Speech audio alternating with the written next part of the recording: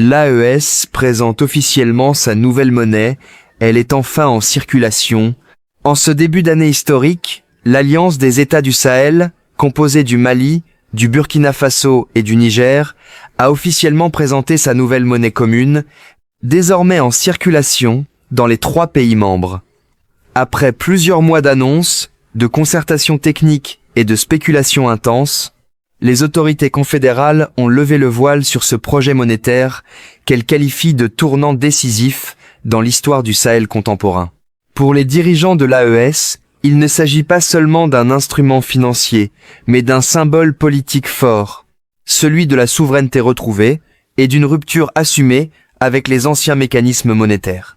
La cérémonie officielle de lancement s'est déroulée simultanément dans les capitales des 3 États. À Bamako, Ouagadougou et Niamey, des rassemblements populaires ont accompagné la présentation des premiers billets et pièces. Les chefs d'État de la Confédération ont prononcé des discours solennels, insistant sur la dimension historique de l'événement. Selon eux, cette nouvelle monnaie marque la fin d'une dépendance jugée incompatible avec les ambitions actuelles du Sahel et ouvre la voie à une nouvelle ère d'indépendance économique. Dans les heures qui ont suivi l'annonce, les premières transactions ont été enregistrées dans les marchés, les stations-service et certains commerces urbains. Une période de transition a été mise en place afin de permettre la coexistence temporaire avec l'ancienne monnaie. Les autorités ont précisé que cette phase transitoire vise à éviter toute perturbation brutale dans les échanges commerciaux et à rassurer les populations. Le lancement de cette monnaie intervient dans un contexte géopolitique particulier. Depuis leur rapprochement stratégique et la création de l'AES, les 3 pays affichent une volonté commune de redéfinir leurs alliances et leurs priorités économiques.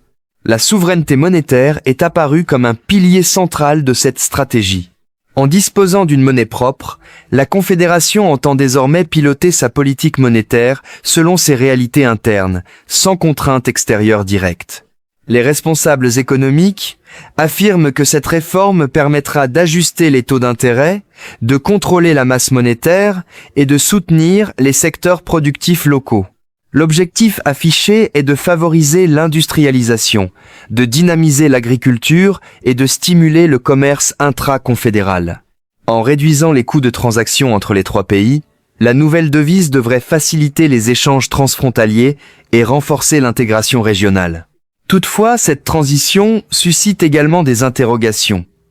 De nombreux économistes rappellent que la solidité d'une monnaie dépend avant tout de la performance économique des États qui la soutiennent. Les économies du Sahel restent largement dépendantes des matières premières, notamment l'or, l'uranium, le coton et l'élevage. La diversification industrielle demeure un défi majeur. Sans transformation structurelle profonde, la nouvelle monnaie pourrait être exposée à des fluctuations importantes. Les autorités confédérales assurent avoir anticipé ces risques. Une banque centrale commune a été mise en place avec pour mission de garantir la stabilité des prix et de veiller à la discipline budgétaire des États membres.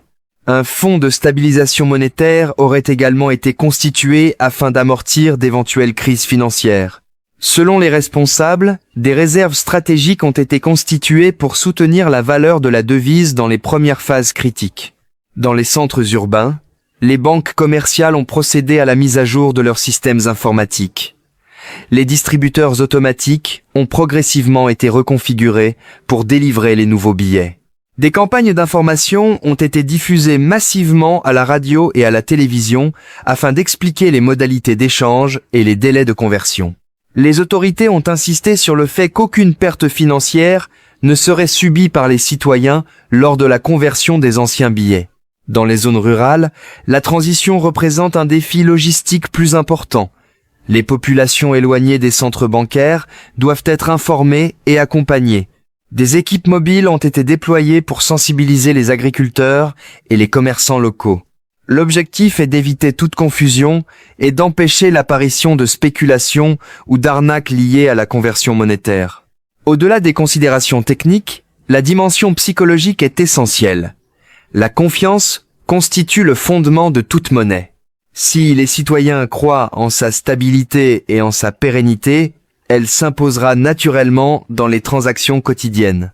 En revanche, le moindre doute pourrait entraîner une thésaurisation ou une fuite vers des devises étrangères. Les premières semaines seront donc déterminantes pour ancrer cette confiance collective. Les partenaires internationaux observent avec attention cette évolution. Les investisseurs étrangers attendent de connaître les modalités exactes du régime de change adopté. S'agira-t-il d'un système flottant, d'un ancrage à un panier de devises ou d'un taux fixe? Ces choix techniques auront un impact direct sur la compétitivité des exportations sahéliennes et sur l'attractivité du marché régional. La diaspora sahélienne, très active économiquement, suit également la situation de près. Les transferts d'argent constituent une source de revenus importante pour de nombreuses familles. L'intégration rapide de la nouvelle monnaie dans les systèmes de paiement internationaux sera cruciale pour éviter toute perturbation.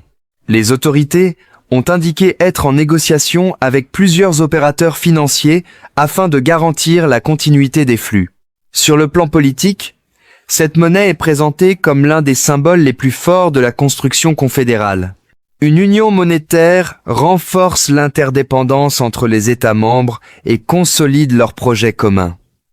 Elle impose cependant une étroite coordination rigoureuse des politiques budgétaires.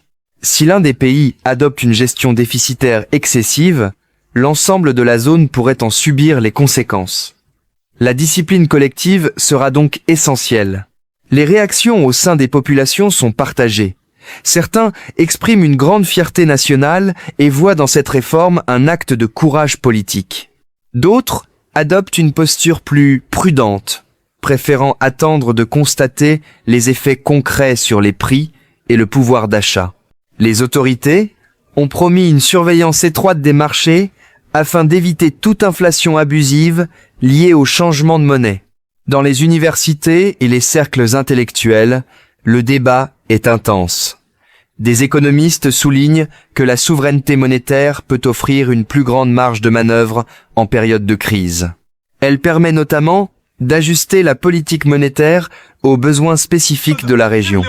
D'autres rappellent cependant que cette autonomie s'accompagne de responsabilités accrues et nécessite une gouvernance exemplaire. La sécurité constitue également un facteur déterminant. La stabilité institutionnelle et la maîtrise du territoire influencent directement la confiance des investisseurs et la solidité d'une devise. Les autorités de l'AES affirment que la coopération sécuritaire renforcée entre les trois pays contribuera à créer un environnement plus favorable au développement économique. Sur le long terme, le succès de cette monnaie dépendra de la capacité des États membres à transformer leurs économies.